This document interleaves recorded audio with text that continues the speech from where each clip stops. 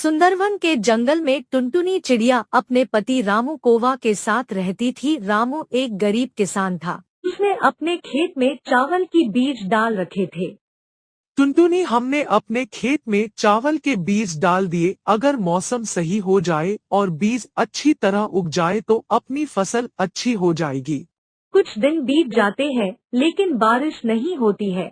उसकी सारी फसल बिना बारिश से खराब हो जाती है। जो कुछ उगे थे वो भी सूख जाते हैं। अब क्या होगा? इस बार भी बारिश नहीं हुई, इस बार भी सारी फसल खराब हो गई। अब क्या होगा? जमींदार से जो पैसे लिए थे वो कैसे वापस करगे? अगर वापस नहीं दिए तो वो हमारे खेत पर कब्जा कर लेगा। हाँ टुनटुनी, इस बात की तो मुझे भी चिंता होती है। बहुत बोलने के बाद उसने मुझे कर्ज दिया था। मैंने सोचा कि इस बार अच्छी फसल हो जाएगी और उसका पूरा कर्ज चुका दूंगा, लेकिन इस बार भी हमारी किस्मत खराब है, जो फसल बर्बाद हो गई। हाँ जी, ये हमारी किस्मत का ही नतीजा है।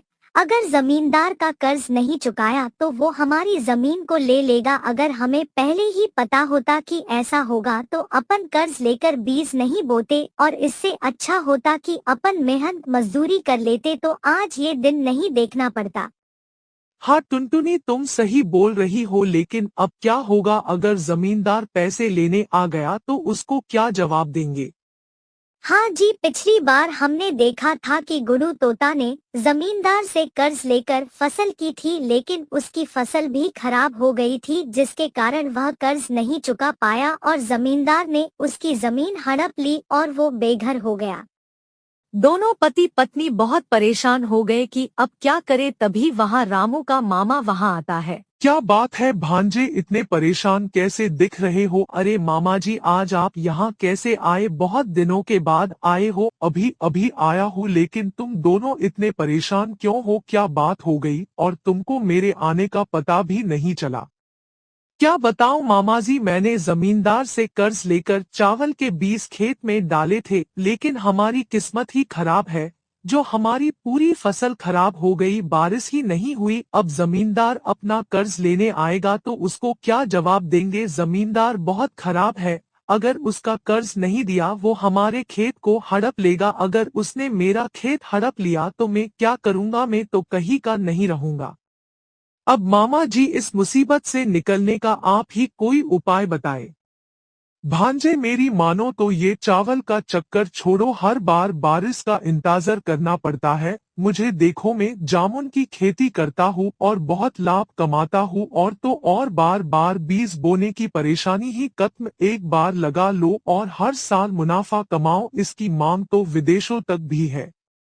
मामा जी, ये तो बहुत अच्छा काम रहे हो, लेकिन हमारे पास जामुन के बीज खरीदने के लिए भी पैसे नहीं है। बीज खरीदने की तुम टेंशन मत करो, मैं अपने खेत से ढेर सारे जामुन के पौधे दे दूंगा, जिनको तुम अपने खेत में लगा लेना। फिर देखना, मुनाफा ही मुनाफा होगा, तुम्हारा कर्ज भी चूक जाएगा।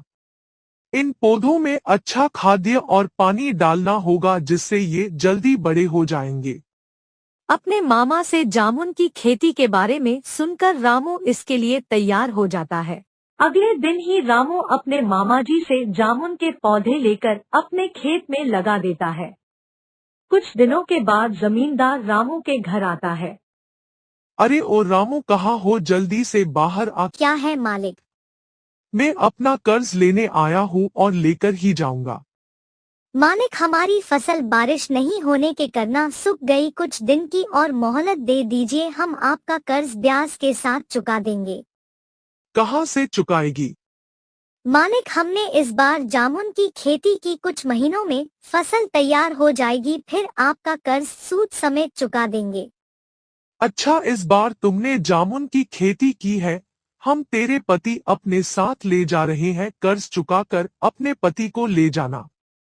मालिक, ऐसा मत करो, छोड़ दीजिए मेरे पति को, अपने साथ मत लेके जाओ। जल्दी ही आपका सारा कर्ज चुका देंगे, हम पर रहम करो। लेकिन जमींदार टुनटुनी की एक बात भी नहीं सुनाता है और वह रामू को पकड़कर अपने साथ ले जाता है। टुनटुनी अपने मामाजी के पास जाती है। मामा जी हम तो बर्बाद हो गए। वो जमींदार तो रामू को उठा कर ले गया, पता नहीं वो जमींदार उनके साथ क्या करेगा। अब मैं अकेली कैसे खेती करूंगी। अरे तू घबरा मत, मैं तेरे साथ हूँ, अपन दोनों मिलकर साथ काम कर लेंगे। धीरे धीरे समय बीतने लगा। टुनटुनी बहुत मेहनत से जामुन की खेती में काम करने लगी। पौधे बड़े होकर पेड़ बन गए और उन पर फूल आगे लगे और उन पर जामुन के फल लगने लगे। टुनटुनी बहुत खुश हो गई। टुनटुनी मामाजी के साथ मिलकर उनको बाजार में बेचने लगी और उसने जमींदार का कर्ज भी चुका दिया। रामू को घर लेकर आती है। अब दोनों बहुत खुश थे और जामुन के खेती करके दोनों खुशी खुशी से रहने लगते हैं।